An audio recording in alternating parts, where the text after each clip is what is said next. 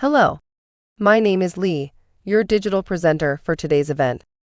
Before we dive into the exciting and informative content we prepared for you, here's a quick disclaimer. I'm actually an artificial intelligence AI, designed and programmed to assist with sharing valuable knowledge and resources. I am here to provide evidence-based, up-to-date information and guidance, and will be sharing real stories from my colleagues at FND. Here at FND, we value honesty and transparency in all our interactions. We at the Family Network on Disabilities believe that the incredible advancements in technology, such as AI, can significantly enhance our ability to provide families with the resources, support, and information they need. All the information shared in this training comes from the dedicated team of experts at FND who have years of experience, rich understanding, and most importantly, a deep passion for supporting families just like yours. Family Network on Disabilities began in 1985 by a group of parents of children with disabilities who came together looking for mutual support. FND is a grassroots organization for persons with disabilities and their families that is family-centered and family-driven. What makes FND unique is that the majority of our board members, our management staff, and program staff are either individuals with experience with a disability or have family members with a disability, which gives us the perspective of empathy and compassion for the work that we do. Before we begin, I'd like to share a little bit about Family Network on Disabilities. We are a 501c3 nonprofit organization helping families across the state. We're funded in part by the U.S. Department of Education and the U.S. Department of Health through the Health Resources Services Administration. We use all that funding to provide information, resources and support, and training to families, educators, professionals, and providers throughout the state. We do not charge for our services. At this time, we would like to make a disclaimer that we at FND are not attorneys, doctors, or mental health professionals. We do not offer legal or medical advice in our workshops. We are happy to support you with information, resources, and support. We use research-based information in our training and materials. Today, we're going to be talking about a guide to an IEP, Individualized Education Plan, that works. So let's get started. The Individuals with Disabilities Education Act, IDEA, includes a critical provision known as the Individualized Education Program, IEP. This legislation governs how states and public agencies, including school districts, deliver early intervention services from birth to 3 years old, referred to as Part C. Additionally, Part B of IDEA caters to the age group from 3 to 22 years old in Florida.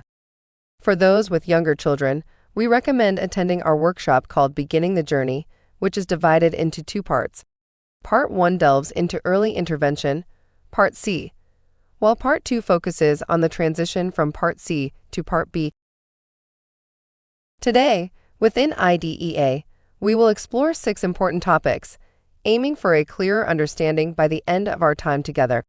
When we share this content on our Facebook and YouTube pages, we will provide valuable links for additional support. Among our best resources is a 2-page flyer demystifying the alphabet soup of special education, featuring acronyms like FAPE and IEP, and even explaining the meaning of LRE, least restrictive environment. During the workshop, we'll delve into the details of each of these aspects, effectively establishing our agenda for today's session. Let's dive into the significance of an IEP and its connection to Section 614D of IDEA. An IEP is a written statement tailored for each child with a disability, following the guidelines of IDEA's 2004 reauthorization. This written format serves as a blueprint, outlining your child's education plan.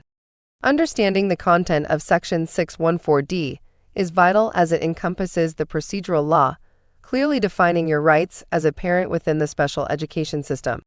This knowledge empowers you to advocate effectively for your child's right to the best possible education. Understanding the composition of the IEP team is crucial, and the parent, alongside the student, plays a pivotal role, though parents may be a bit biased in saying so. The team typically includes an ESE, exceptional student education, teacher, and a general education teacher. The LEA, or Local Education Authority, is responsible for coordinating the services agreed upon in the IEP. This role may be fulfilled by an ESC specialist or a case manager, with titles varying across districts. During the IEP process, your child will undergo evaluations, for which you'll have provided specific consent. Those who conducted these evaluations, such as school psychologists, therapists, or guidance counselors, may also be present at the table to offer insights into your child's education. Furthermore, you have the right to bring anyone you deem helpful to the meeting. It is recommended to have your partner present for support, as they can be a tremendous asset during these discussions. You can also invite an advocate, your best friend, or your mother, depending on who can provide valuable input regarding your child's needs, capabilities, and strengths. The main criterion is that they can contribute valuable insights to the process. Touching on this is crucial. You might have come across the RTI pyramid, or maybe it's new to you. It represents the response to intervention (RTI) approach, organized into 3 tiers: all, some, and few. RTI is a general education program executed through the multi-tiered system of support. Initially, all students are placed in Tier 1, where teachers implement differentiated instruction to cater to diverse learning styles and provide access to the curriculum. However, some students may require additional interventions, and an RTI team will convene to address their specific needs before considering an official evaluation for Exceptional Student Education (ESE). For students who continue to face challenges despite Tier 2 interventions, they would move to Tier 3. At this stage, it's common to initiate an ESE evaluation simultaneously. Importantly, your child can receive RTI interventions and undergo a special education evaluation simultaneously. Although some districts may insist on collecting 6 weeks of data before starting the evaluation process, it's essential to sign the consent for evaluation promptly, as the school district has a 60-day window to conduct the assessment. Moving on to our next slide, let's explore the special education process. It comprises several key stages: pre-referral, referral, identification, eligibility, IEP development, IEP implementation, and evaluations and reviews. The pre-referral phase may involve RTI interventions or a meeting between teachers and parents to discuss a child's developmental or cognitive progress compared to their peers. If necessary, a referral is made and explicit consent is obtained for evaluation. The evaluation process considers academic, physical, emotional, mental, or health-related concerns affecting the child's education. Following the referral and consent, the team gathers for an eligibility meeting where they assess if the child meets the specific criteria for special education services. These criteria are clearly defined by the Department of Education, specifically Florida's Bureau of Exceptional Education Student Services, BEES. In case there are disagreements regarding eligibility, there are procedural safeguards available, which we'll address shortly. The process ensures transparency, and evaluations can also be conducted in the child's native language if needed. Once eligibility is established, the IEP development phase begins. The subsequent part of the workshop will delve into the components of the IEP, its implementation, and the importance of the annual IEP meeting and review. Let's now explore the essential components of an IEP, which can be divided into 8 parts. Throughout the workshop, we'll thoroughly discuss each of these elements, essentially creating an agenda within our agenda. Starting with the present level of performance, we'll proceed to cover all 8 aspects of the IEP in detail, providing comprehensive insights into each slide. The IEP comprises 8 essential parts, with each section dedicated to specific domains such as curriculum and learning, social/emotional development, independent functioning, healthcare, and communication. The present level of performance is a crucial aspect of the IEP, offering a snapshot of where the child stands in each domain at the time of the meeting. In the academic section, teachers use assessments and evaluations, like iReady or reading measures, to pinpoint the child's performance level. for social/emotional goals. Inputs from various teachers and specialists, including counselors or therapists, are taken into account. Independent functioning goals are vital for promoting the child's independence, contributing to their success in life beyond school.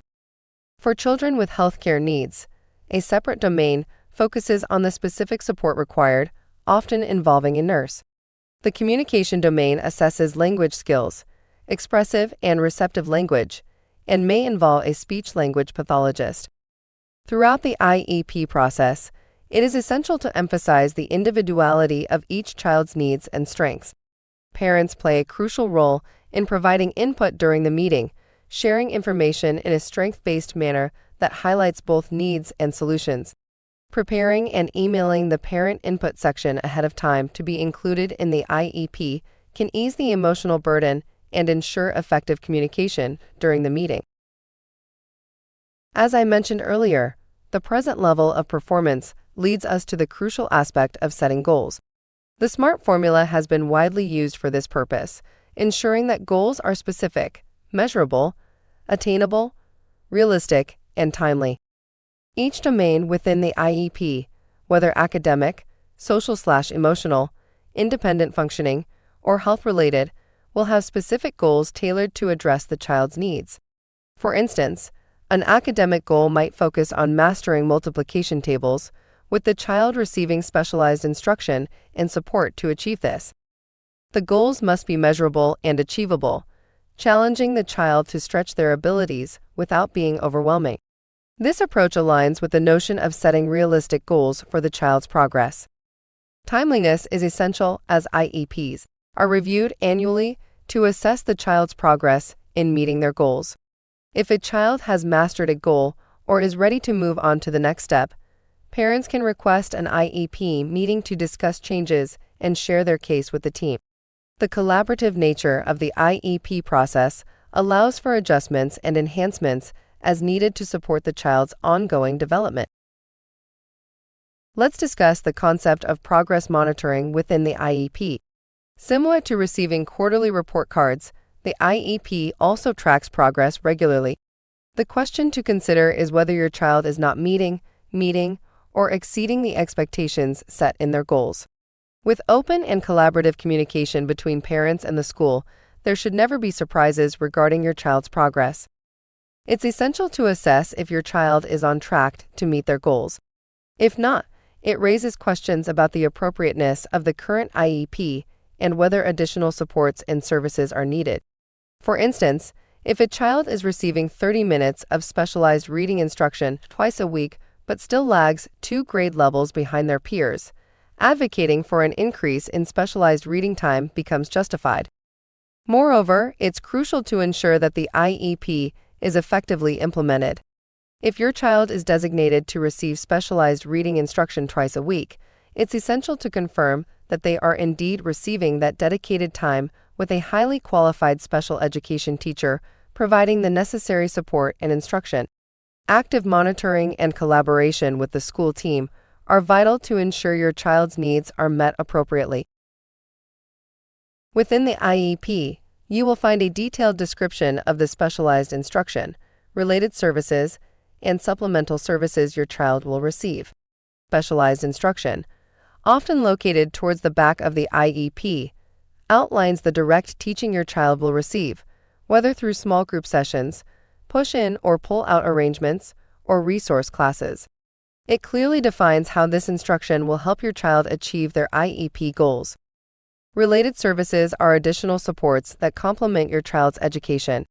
For instance, counseling may help a child navigate their emotions and cope with challenges in the classroom, just like my son's experience. These services are designed to address specific needs beyond academic learning. Supplemental services encompass the accommodations agreed upon by the IEP team. Examples include time extensions for processing tasks or preferential seating. Remember, preferential seating doesn't always mean being close to the teacher. It could be in a less distracting spot, ensuring optimal conditions for your child's success. These components work together to provide a comprehensive plan tailored to your child's individual needs and set them up for success in their educational journey. Let's dive into the concept of placement within the IEP. It's crucial to understand that special education is a service, not tied to a specific location. Your child's educational setting should be based on their individual needs, rather than a predetermined category like autism. Every child's IEP should be personalized to cater to their unique requirements.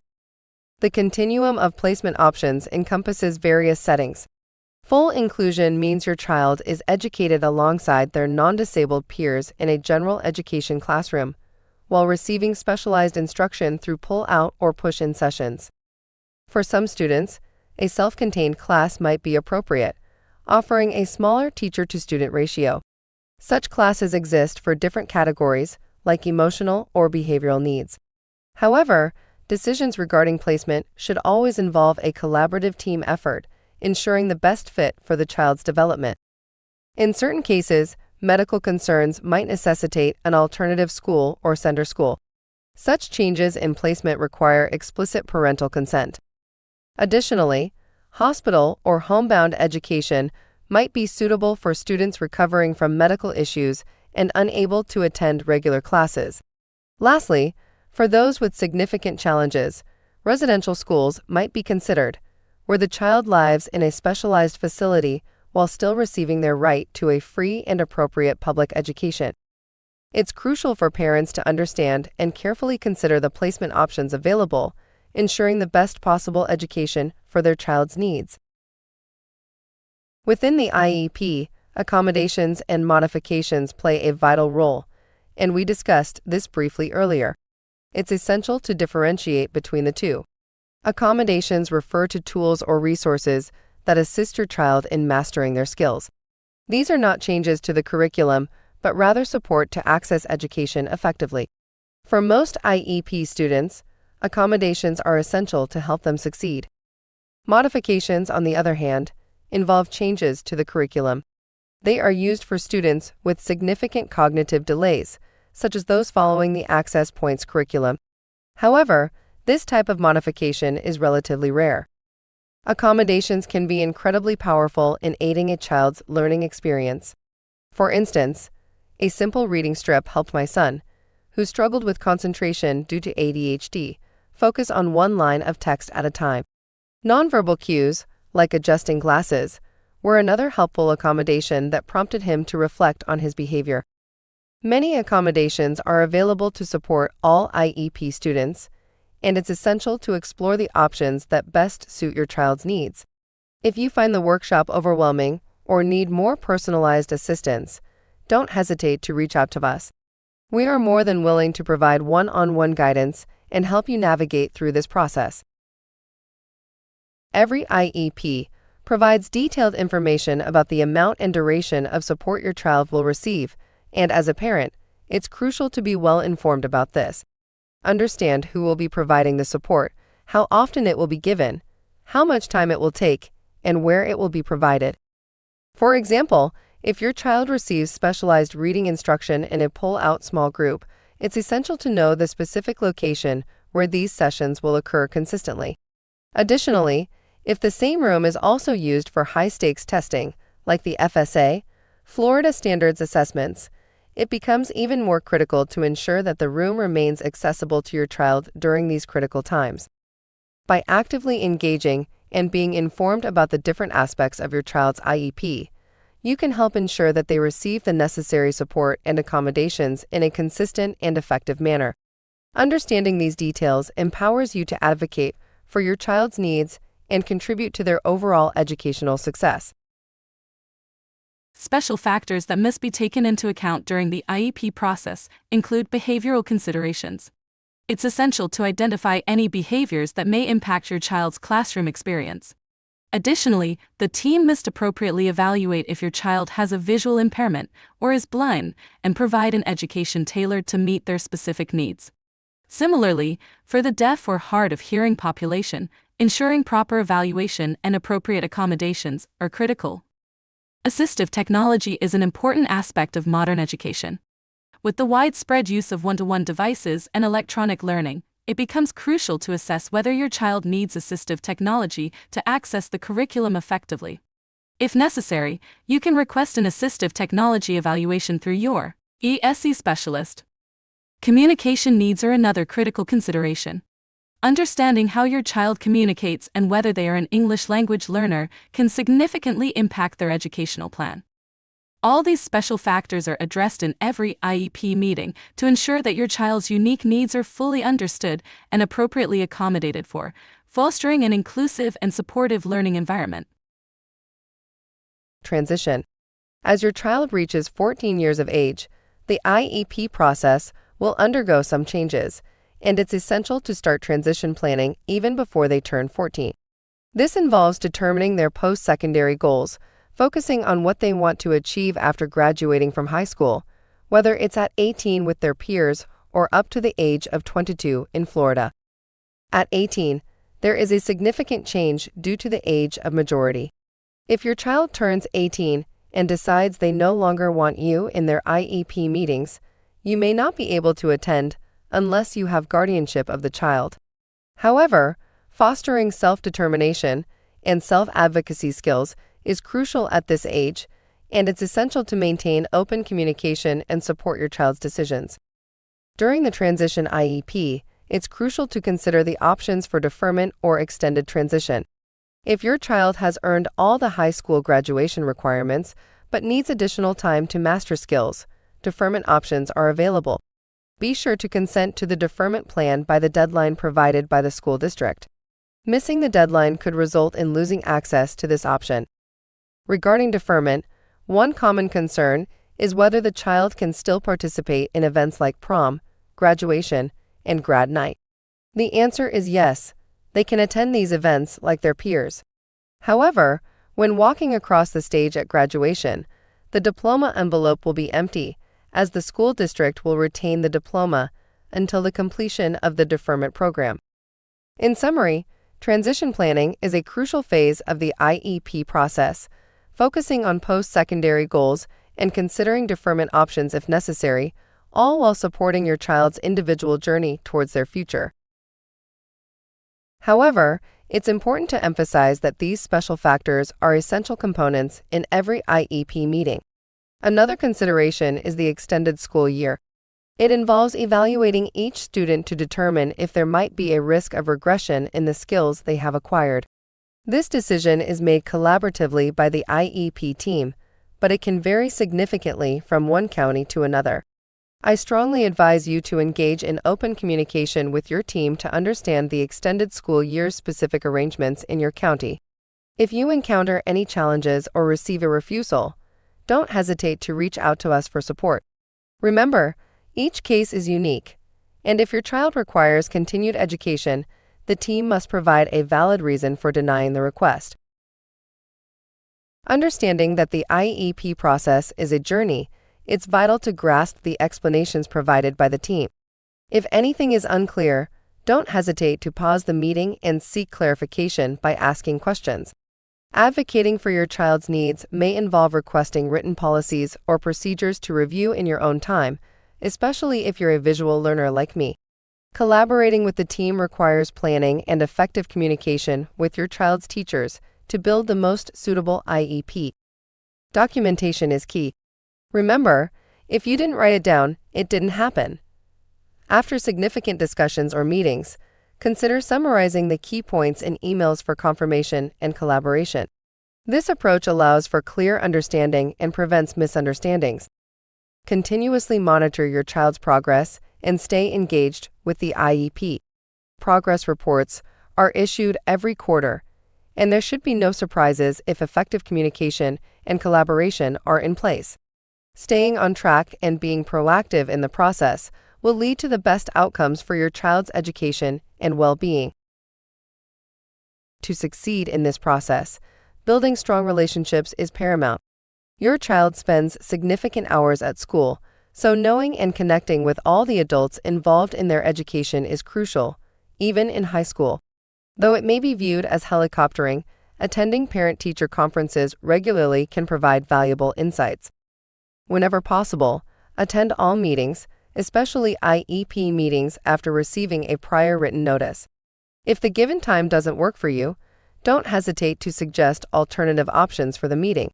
Virtual IEP meetings and phone conferences have become more common, and they can be just as effective as in-person meetings.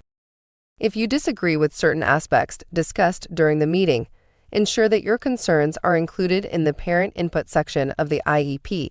You have the right to request updates to reflect your views.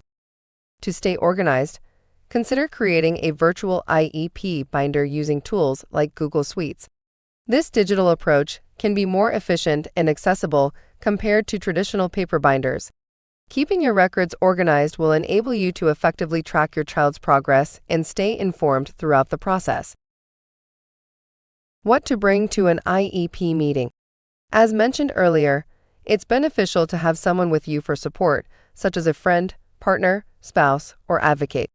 If your child has a private therapist, it can be helpful to have them attend too.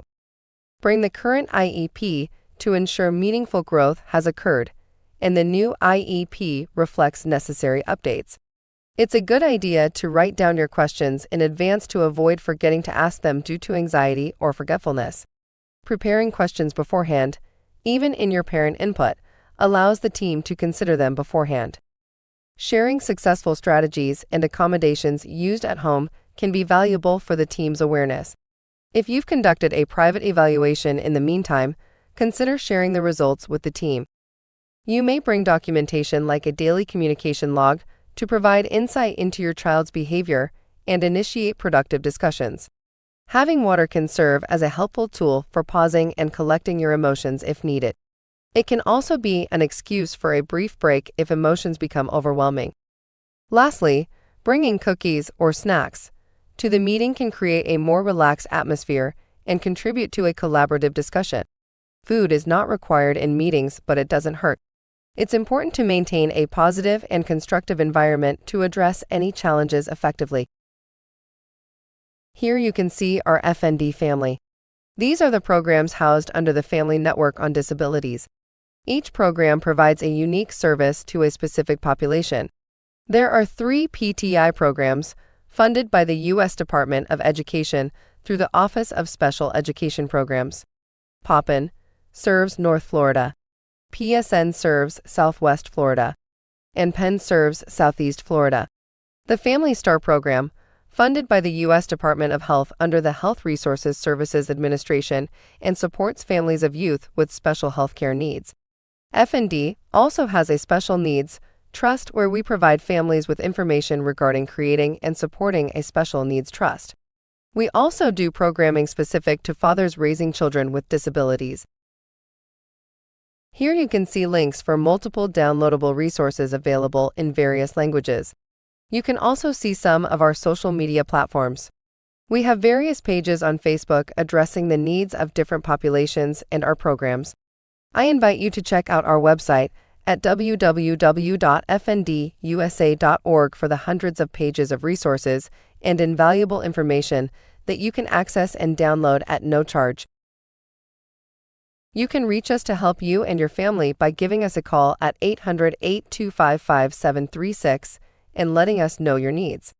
You'll be assigned to a staff person who can support you.